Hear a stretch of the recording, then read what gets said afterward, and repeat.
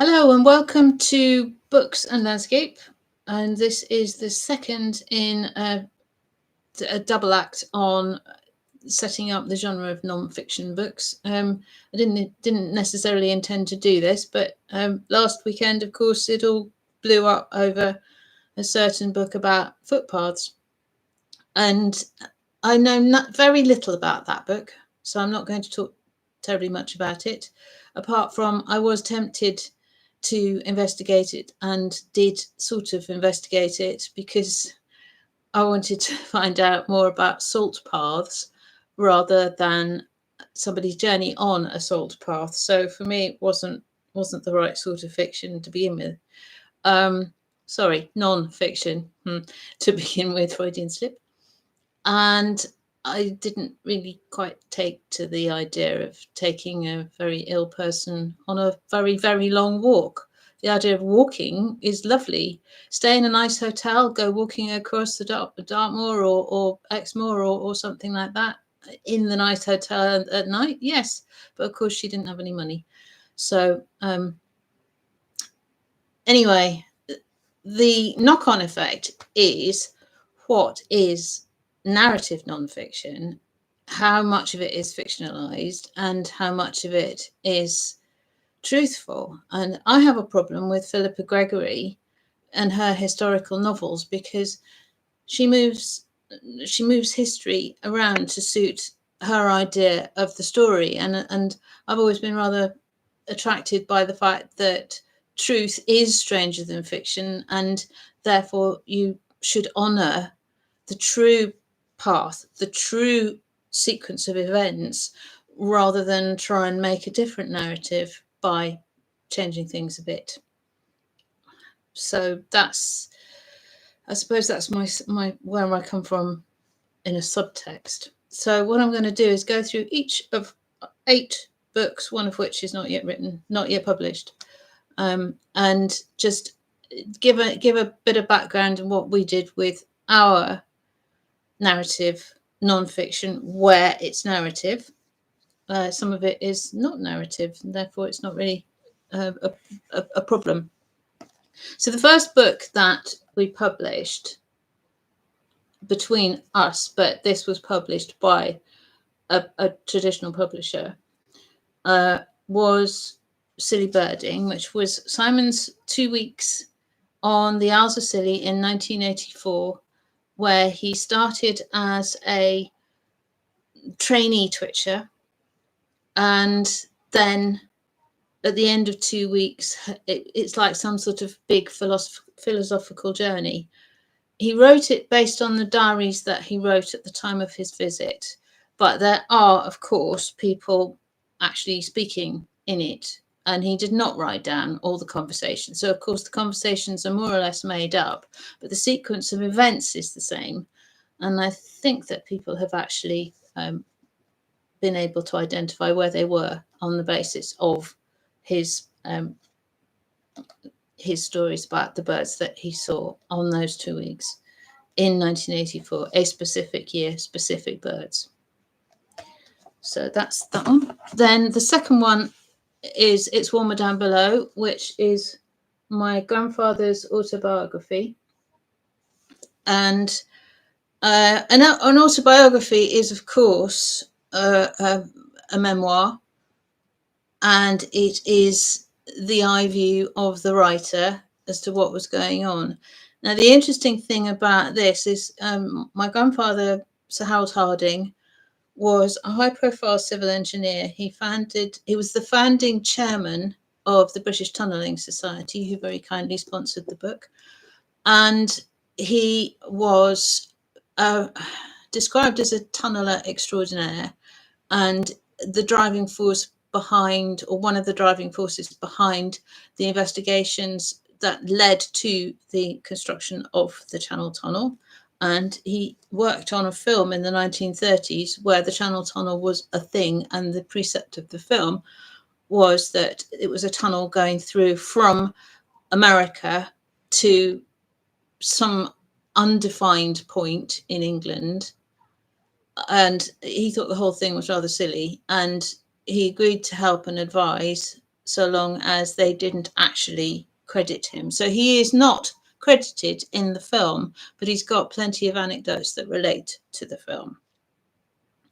My aunt, his eldest child, his daughter, she was very, very concerned that he could come across sometimes as pompous. So my feeling is that he's actually toned down quite a lot of what he put into his book rather than bigging it up, which is what a lot of people do. I don't know. I think there are others who knew him and loved him and worked with him who have had a similar idea, and there are certain things that he initiated that it doesn't come across in the book that is what he did, because he was following his daughter's guidance not to come across as big-headed and pompous. So not all autobiographies are big head things. Sometimes they could have bigger heads. All right, so the next one is the Lichens of Jersey, and this is a very much more academic piece of work, and it's got lots of photographs of lichens in it. And I did do a lot of research on the life history of a particular character called Charles Dubois Le Balestier, but none of it was narrative. It was all proper history, I hope. And so that doesn't come across as narrative non-fiction. That's borderline academic. I don't know. Yeah, it probably is academic. It was published by the Société Jerseyese, and they do publish academic things. So, right, then the next one is Freckles and Friends, True Stories of Garden Wildlife, and this is very much narrative non-fiction, and very much the stories are true, and they are developed. The text is developed from Facebook posts that I did, that in particular a friend of mine was very keen I turned into a book. So I've turned them into a book. So they started out as Facebook posts, and my Facebook posts don't tend to be they tend to try to be observational rather than I'm having this wonderful time. So hopefully it comes across more observational than anything else, and everything that happened that I put in the book happened. I'm trying to think that there's occasionally I try and work out what the birds are thinking about, but that's what you do, isn't it? So I think that's right. Then again, this is memoir. This is It's No Problem, which is Simon's book on tour leading as a natural historian tour leader. And he went to Costa Rica, to Soviet Central Asia, to Ecuador and the Galapagos Islands, and Costa Rica again. And it is fictionalized in the conversations that he had, but again, he took what happened from his notes from the travels that he did. So it's not made up. And yes, he has toned down, and I've toned down a very difficult character. So yeah, things do get changed and shifted a bit. Because who wants to know too much about a really, really unpleasant man?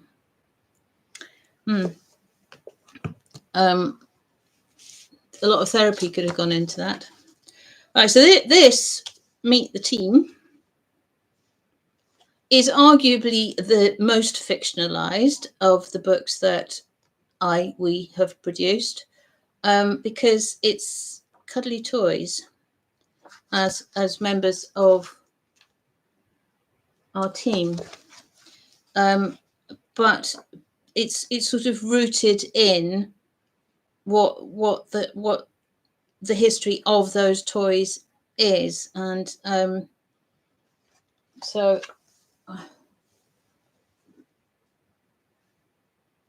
I've got, whoops, causing havoc.